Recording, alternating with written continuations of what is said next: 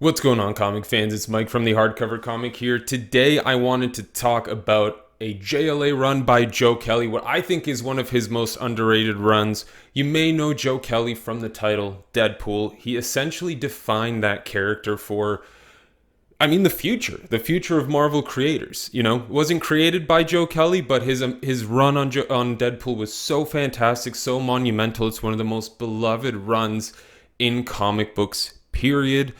I highly recommend checking out that. But I wanted to talk about his run on JLA.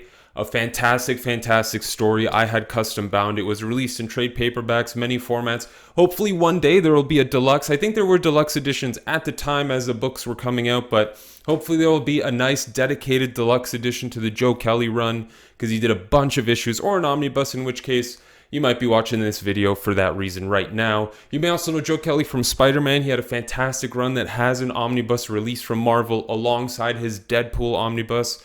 Both fantastic, fantastic series. But again, we're going to talk about this amazing JLA run. Following up after Morrison, Mark Waid, a very, very tough act to follow.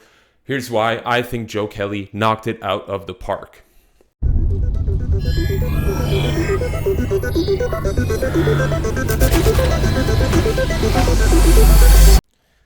Now you're probably thinking, Mike, why are you reading Joe Kelly's JLA run? Well, I have the entire JLA series bound. I had the trade paperbacks that came out many years ago and just had them all bound. And you know what? I decided one day I'm just going to finally read this entire series, all 125 issues. Obviously not within the day, but just in general. One day I decided I'm going to start reading this thing.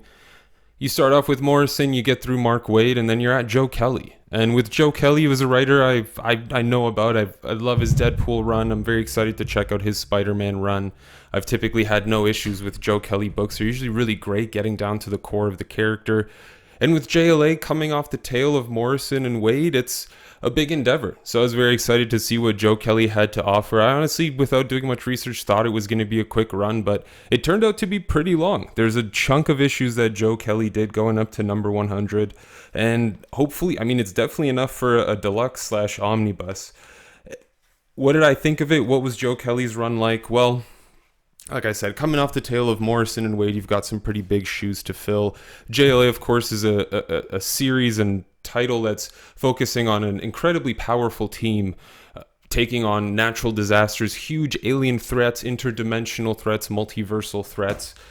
A lot of crazy stuff to keep up with, a lot of science involved in the title, and Joe Kelly delivers on every front. You've got essentially the same team that we've had this entire time, with the exception of Aquaman, who's no longer present.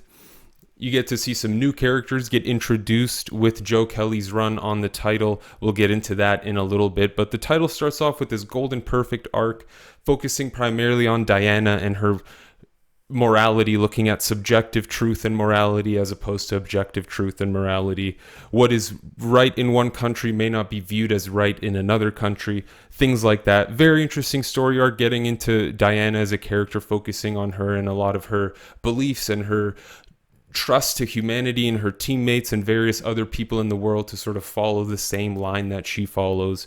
Amazing, amazing arc that really brings you the action right away and starts to unravel a story that takes place over the entirety of Joe Kelly's run. Really, really awesome stuff. I really enjoyed it.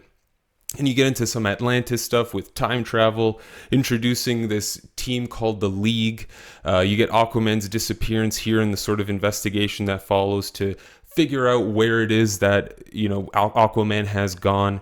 Really, really awesome arc. A bit tough to follow at times with the time travel, but it all sort of clicks into place near the end of it. And with this, you get to see an expansion of the roster. The JLA gets a bit lost in time, so you get the call to new members to join in. So you've got guys like Green Arrow, Black Canary, Zatanna, Nightwing taking care of the JLA duties, while the mainstay sort of team is back in the past, taking care of this Atlantis business. Introduces you to a whole bunch of new characters, a team called the League. Also introduces us to Manitou Raven, who ends up being a character that carries on throughout the run with Joe Kelly as writing. You get Faith introduced to the team, and you get Major Disaster on the team as well. Characters I knew nothing about. Some of them are new. Major Disaster has been around. I'd read nothing about him. All very awesome additions to the JLA. They played incredible roles in the stories that Joe Kelly told, and they were all great characters to connect with. Like I said, I knew nothing about them, so having a writer like Joe Kelly, who's very good at making you connect with a character on a more personal level, aside from just the superhero semantics, really well done. Really great way to introduce new characters that play pivotal roles within upcoming stories without feeling too forced. You know, sometimes a new character addition can feel forced within a universe as solidified as the DC universe, but these were all awesome additions to a team that was very stacked to begin with. And it didn't feel like it was overpowering the team or anything. If anything, it added a bit more drama to the mix. It added a bit more gray to the sort of black and white analysis that the JLA had on everything. Really, really awesome stuff. Really, really enjoyed that as well. The new characters being added. You get to see Kyle Rayner get replaced with John Stewart as well, which changes the dynamic a little bit as he's dealing with Ion and various other things happening within the Green Lantern universe. We get to see a lot more of the Atom here.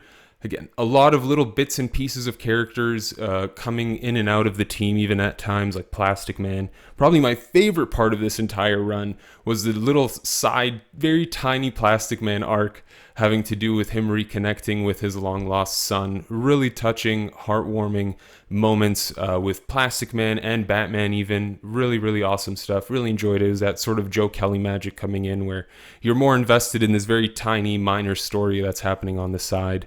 But I really liked it. I really enjoyed it. Even when you're talking about the grand scale stories, you're talking about things that change the history of the DC universe at times. You're talking about characters being framed for massive, unfortunate events, causing huge consequences within the superhero community and, of course, the government's outlook on things like the Justice League. A lot of really somewhat controversial topics covered that way. Awesome stuff overall. Really liked what Joe Kelly did with this Atlantis arc. Really cool. Another look at the JLA and what they stand for and what each team member sort of brings to the table, how much they all stand for one another, and building on plots that will come later, like Martian Manhunter's psychological battle with fire, him having to start working to overcome that, introducing villains coming in to help Martian Manhunter. There's also a little bit of dynamic between Diana and Bruce within Joe Kelly's run. I'm trying not to give away any spoilers because there is a lot more that happens with all these things I'm mentioning. These are just sort of footnotes for the kind of interesting stuff you can expect. This is a drop in the water. He did a bunch. Joe Kelly did so many issues. And of course, he was accompanied by incredible artists like Doug Mahnke, who did honestly a huge chunk of the artwork. Yvel Guichet did a lot as well. Louis DeRosa in there a little bit. Chris Cross doing a lot of the art as well. All really stellar artwork taking place over a variety of places and times and universes. A lot of creativity with the kinds of stories Joe Kelly was telling. A lot of even intergalactic politics, sort of looking at, it's kind of funny to now in 2023 be reading this and seeing jokes about things like, politicians conspiring against other nations or doing things that they shouldn't do under the table. And this hasn't changed in what's coming close to 10, 15, 20 years now at this point. So pretty wild stuff. It's nice to get a little blast to the past, to the early 2000s with a book like this. Really enjoyed it. I recommend it a lot. I really hope DC does an omnibus for it. I assume there's going to be one for Mark Waid's run after Morrison's stuff. And Joe Kelly had a really awesome, surprising run. There were some issues in between that were written by other writers that didn't really impact the overall storyline that Joe Kelly was trying to tell, but they did play some sort of part in it. But moving on to a little bit more about the story itself, like I mentioned, you get 3 new additions to the team. And with those additions to the team, you get a whole bunch of new backstories, right? So Major Disaster, if you're unaware, is a man who can create disasters from a small scale to a very large scale. Very interesting power set. Comes in very handy, I guess, when you're already dealing with natural disasters and various other disasters in general. Faith is this character who comes from the military, is what I'll say without spoiling too much. There's a lot of cool backstory stuff to get here. Her powers are, sort of based in faith and believing that she can do whatever she wants, not unlike a Green Lantern power ring, but on a scale that may be more powerful. You'll have to find out for yourself. And Manitou Raven, who also brings along Manitou Dawn, is sort of a shaman type magical character. Very cool power set addition to the team here. I really enjoyed the 3 new additions. It's always tough when new members come on the team. Having Jon Stewart on the team, of course, is fantastic as well. He brings that sort of military, more conservative approach to situations as opposed to Kyle Rayner. Awesome stuff. I highly recommend checking out Joe Kelly's run if you're looking for more JLA that's fun, engaging, and emotional. I highly recommend this run. It's so well done. You've got fantastic artwork throughout the entire thing. Can't complain about it at all. And you've got amazing moments between pretty much every single character within the JLA proper team and some more. Can't recommend checking it out enough. Until next time, you stay classy, Internet.